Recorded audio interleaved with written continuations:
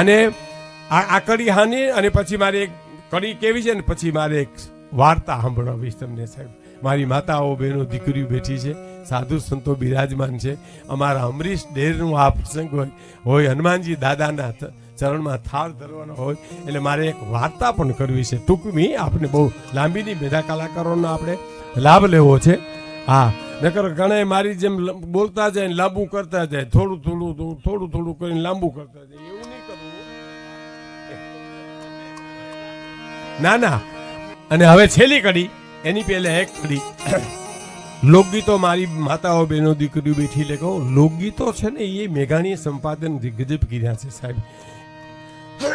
વચ્ચે એક આ પરગણામાં આવ્યો છું એટલે મને એક નાની એવી વાત ધક્કા મારે છે. જબેતે ને મેઘાણી માયાભાઈ જ્યારે દરિયાના ગીત લખવાની ઈચ્છા થઈ ત્યારે કોઈ કીધું કે દરિયાના ગીત લખવા કોઈ ગાતું છે તો કચ્છ પર જાઓ. હમણાં જ બાપુ ત્યાં કથા કરી, કચ્છ પર જાઓ, ત્યાં ખારવાના ડોશી એક દરિયાના ગીત ગાય છે. અને મેઘાણીભાઈ કચ્છ પર ગયા.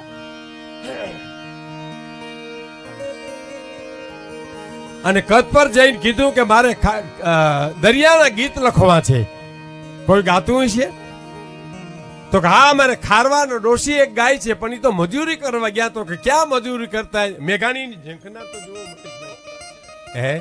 મેઘાણીભાઈ ને કોઈ એમ કહેતું ને કે આ ગામમાં એક ભાઈ વાર્તા કરે તો ચાલો આપણે એને ઘીરે જઈએ.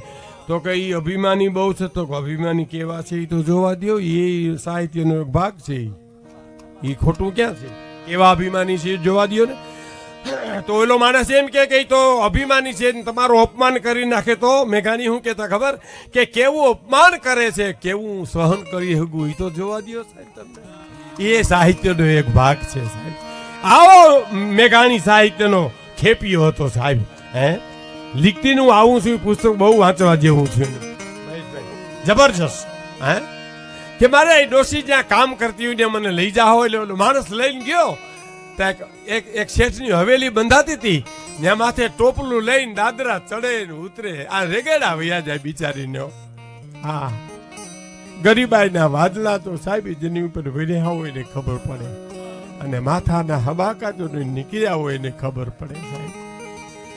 એ રેગેડા વયા જાય. કોઈ માણસે કીધું જો આ ઉતરે એ ડોશીમાં દરિયાના ગીત ગાય.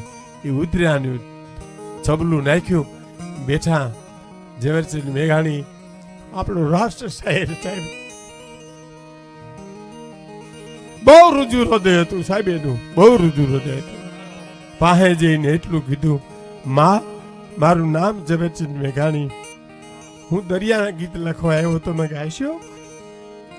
હા ભાઈ, હા ગાઉં લ્યો. હા ગાઉં માં હું લખું.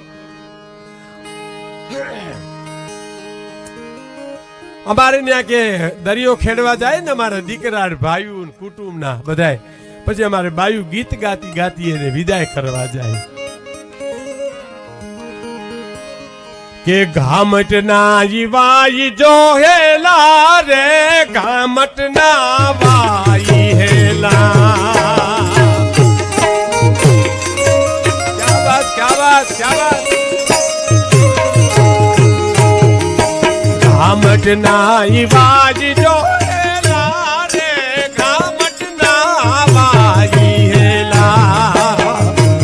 તારી હિંમત રાખીને છટા છોડજે જુવાનિયા, હિંમત રાખીને છટા છોડજે જુવાનિયા.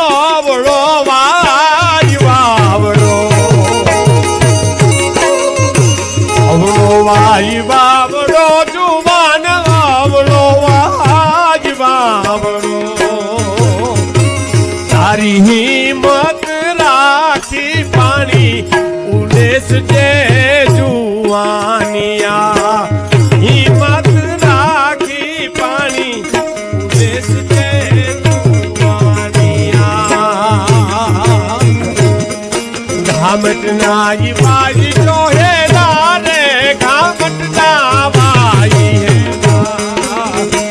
તારી હિંમત રાખીને છતાં છોડજે જુવાનિયા